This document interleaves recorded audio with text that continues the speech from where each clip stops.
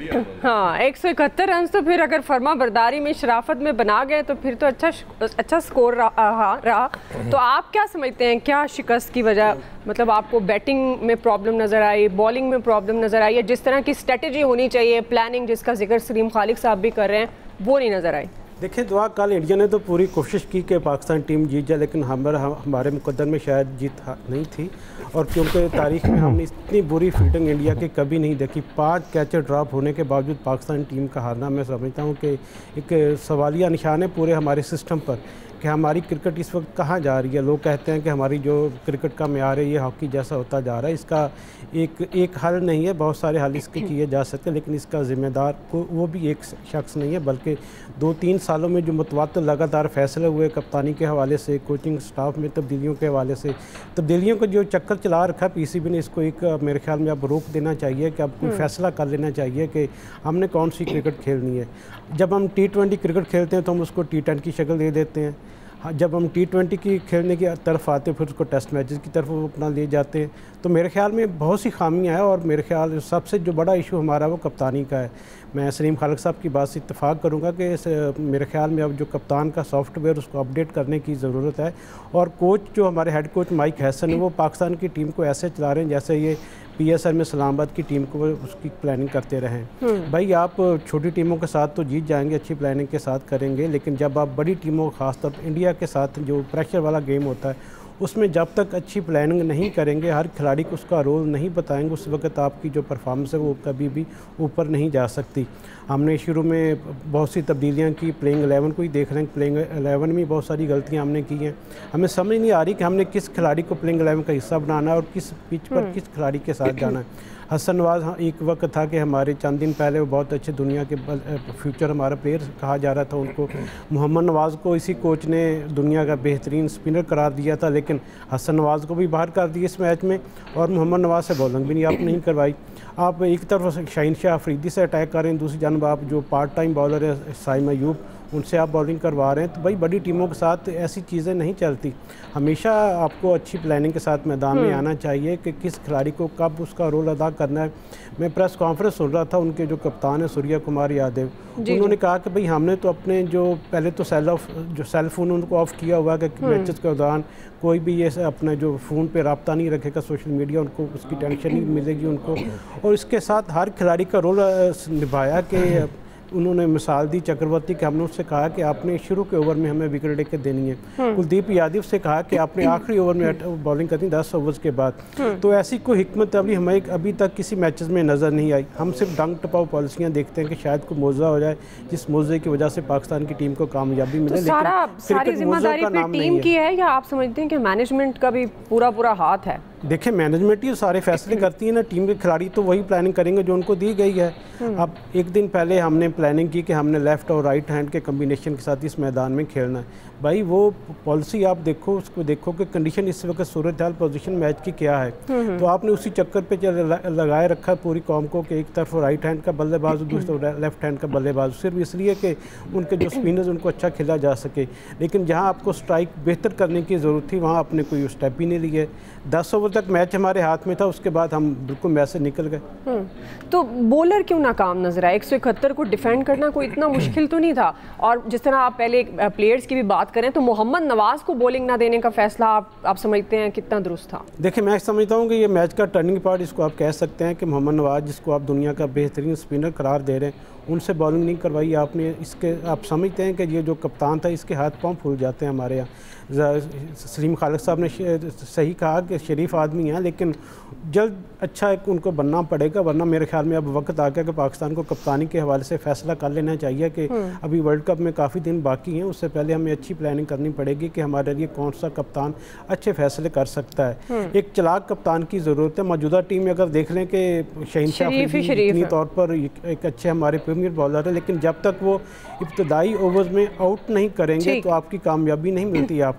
तो मेरे ख्याल में अगर आपको कोई कप्तान नज़र नहीं आ रहा तो फिर अगर बाबर आजम को आपने लेना नहीं है तो फिर शाहीन शाह अफरीदी से को नया कप्तान बनाकर कौमी टीम को उसके हाथ सौंप दी जाए ताकि आइंदा जो क्रिकेट होगी थोड़ी अग्रेशन तो नजर आए, कुछ अच्छे फैसले भी नजर आए हमें। सही जी आया साहब, टीम में तब्दीली तो ज़रूरी है आइंदा के लिए, अच्छे मैच के लिए। लेकिन ये जो अभी का एशिया कप की हम बात कर रहे हैं, तो इसमें आपको लगता है कि बड़ी टीम के सामने ये प्रेशर में आ जाते हैं? ज़ाहिर है पुराने खिलाड़ी नहीं हैं, न्यू कमर्स हैं, ख़ास तौर पर फिर प्लेइंग 11 की भी बात हो रही है, बहुत सारे इशूज़ सामने आ रहे हैं मैनेजमेंट की भी। और जिस तरह सलीम खालिक साहब ने तो बड़े अच्छे से वाजे भी कर दिया कि भाई शरीफ लोग हैं तो ये फर्मा बरदारी कर सकते हैं, खेल तो नहीं सकते। तो आपको लगता है कि इंडिया के साथ ये फैक्टर भी है कि प्रेशर में आकर खेलते हैं? अच्छा, सिर्फ इंडिया का इशू नहीं है ये, जब भी कोई बड़ी टीम आएगी आपको ये मसाइल नज़र आएंगे। इंडिया तो ज़ाहिर एक प्रेशर लेवल डिफरेंट होता है उसका। इस टीम में अगर कोई वीक लिंक है तो वो इसका कप्तान है। मतलब एक बहुत शरीफ आदमी, बड़ा टैलेंटेड, बड़ा अच्छा प्लेयर, ज़बरदस्त, लेकिन T20 का प्लेयर ही नहीं है। ये जब उसको कप्तान बनाया था तो उस वक्त लोग ये बात कर रहे थे कि वो शादाब को शायद मुस्तकबिल में कप्तान बनाना है, इसलिए वो कुर्बानी देने के लिए बनाया। मतलब अगर इस अप्रोच के साथ जा रहे हो आप अपनी कौमी टीम के लिए तो उसके नताइज इससे और बुरे भी आ सकते थे। हम कोई ओमान जैसी टीम से भी हार सकते थे, UAE से भी हार सकते थे। ये कोई अनहोनी ना लगती मुझे, क्योंकि जब सुपर 4 का फैसला हुआ तो उस वक्त मैंने ये अर्ज़ किया था कि मुझे इस वक्त सुपर 4 की सबसे कमज़ोर टीम पाकिस्तान लग रही है और उसकी बुनियादी वजह वो कप्तान है। मैंने ये भी अर्ज़ किया था कि एक मैच में कप्तान को ज़रा इंडिया के मैच में बाहर बिठा दें। वो होता रहा माजी में, कोई इंजरी हो गई, कुछ हो गया, उसको साइड लाइन कर दिया। शाहीन शाह अफरीदी को आप देखते दे देते, आपको डिफरेंट नज़र आती टीम अपनी। और समझ से बाहर है कि आपने इतना अच्छा आपका स्टैंड हो गया ओपनिंग, उसके बाद फिर साइम भी जो 0 से आगे नहीं बढ़ रहा था उसने भी थोड़ा बहुत स्कोर कर दिया। उसके बाद फिर किसको आना चाहिए?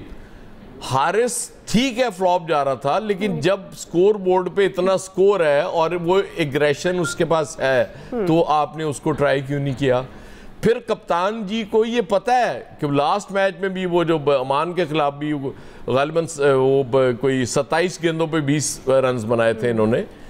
अपनी सलाहियतों का तो कम से कम बंदे को पता होता ना यार। आप टीम के लिए जब जा रहे हैं मैदान में तो आपको ये, फिर आपने बॉलिंग जिस तरह से वो बॉलर्स को यूज़ किया तो वो बड़ा पैथेटिक है। वो बिल्कुल एक चीज़ नज़र ही नहीं आ रही, एक क़यादत मुझे नज़र नहीं आती ग्राउंड में जो होनी चाहिए। कोच के जितने मर्जी वो होंगे उसके मसाइल, वो बहुत गलत मशवरे दे रहा होगा, लेकिन at the end of the day कप्तान ने फील्ड में उसने चलानी होती है टीम, कोच ने नहीं चलानी होती। जवाबदेही भी आपको ही होना पड़ता है उसका कि जी आप उसके जवाब दें। बहुत तनकीद हुई बाबर और रिजवान पे कि जी वो बिल्कुल ये T20 के प्लेयर नहीं है। मुझे याद है जब बाबर आजम पे बहुत ज़्यादा तनकीद एक दफ़ा शोएब अख्तर ने भी की थी कि ये इतनी बॉल्स में ये 50 करेगा जाके तो फिर ये T20 का प्लेयर नहीं है। बाबर ने इम्प्रूव किया था, उसके बाद अपना नेट रन रेट बढ़ाया था, अपने उसको समझ आई कि यार ये कह रहा है। फिर मेरे लिए सबसे बड़ा सवाल आज भी यही है जी कि एक ही वर्ल्ड क्लास बैट्समैन है आपके पास जिसका नाम बाबर आजम है। हाँ, वो खुद कह दे कि मैं इस फॉर्मेट में मैंने नहीं खेलना, फिर मुझे समझ आ जाएगी कि जी उसको ना खिलाएं। अदरवाइज उसको टीम से बाहर आप कैसे रख सकते हैं? आपने इतना अंडर प्रेशर कर दिया बाबर आजम को, पहले कप्तानी के खिलाफ उसके साजिशें होती रही, फिर उसको टीम से निकालने के लिए साजिशें करते रहे। आपने उस बंदे का कॉन्फिडेंस बर्बाद कर दिया। अब जब तक कोई ऐसा कप्तान, बाबर को कप्तानी लेनी भी नहीं चाहिए, आपस की बात है, अब दें भी तो उसको कप्तानी नहीं लेनी चाहिए। कोई ऐसा कप्तान जिसमें खुद भी सलाहियत हो, जो परफॉर्म कर सके और उसमें एग्रेशन हो, वो उसकी कप्तानी में बाबर को, रिजवान दोनों को वापस लाना चाहिए। और एक चीज़ कह देनी चाहिए कि भाई तुम मेरे मेन प्लेयर हो, आप दोनों हमारे मेन प्लेयर हैं। बिल्कुल, आप 0 करें 100 करें, हमें कोई फर्क नहीं पड़ता। आप ने खेलना है और इस टीम को आगे लेके जाना है, उसके बाद आप नताइज देख लीजिए। लेकिन आया साहब, ये जो फ़खर जमान वाला मामला है, आउट होने का, एम्पायरिंग पर सवालात खड़े हो गए हैं, तो इस मुतनाज़ फैसले पर क्या आप कहेंगे? मतलब एक चीज़ सामने है और उस पर बात खुद इंडिया में भी अब इस पर बात हो रही है, वो भी कर रहे हैं, तो क्या ये वाकई एक मुतनाज़ फैसला है? ये तो इंतहाई मुतनाज़ा, वो तो नज़र आ रहा है फैसला। वो उसकी वजह ये ना, वो मैं इंडियन क्रिकेट काउंसिल ऐसे नहीं कहता होता आईसीसी को, इन्फ्लुएंस इतना ज़्यादा है, खौफ इतना ज़्यादा है। जैसे वो सलीम खालिक वो दे रहे थे ना आपको मिसाल के लिए, आकिब जावेद जो वो कहते हैं इनको देना है तो देना है, रात है तो रात है। अब वो जितने ऑफिशियल्स हैं जो आईसीसी के साथ जुड़े हुए हैं, वो भी दिन को दिन और रात को रात कहते हैं। जब इंडिया उनसे कुछ कह देता है, ना भी कहे, वो इस खौफ में कह देते हैं कि जी ये ना हो कि हमारा वो पैनल से ही हम निकल जाएं, लीड पैनल से ही, या किसी टूर्नामेंट में हम नज़र ना आ रहे हों, इसलिए वो कहते हैं बस ठीक है। इंडिया ने तो मतलब वो मेरी समझ से बाहर है कि वो रिव्यू भी उस तरह से उन्होंने नहीं लिया था बहरहाल फ़खर जमान को। लेकिन this is part of the game दुआ, ये पहली बार नहीं हुआ कि कोई मुतनाज़ा फैसला हुआ हो सकता है फ़खर आखिरी गेंद पे दोबारा आउट हो जाते, ये कोई एक्सक्यूज नहीं है। और बाकी पीसीबी हर बात पे शिकायतें लगा रहा है, बस कर दो यार, उन्हें कुछ नहीं करना।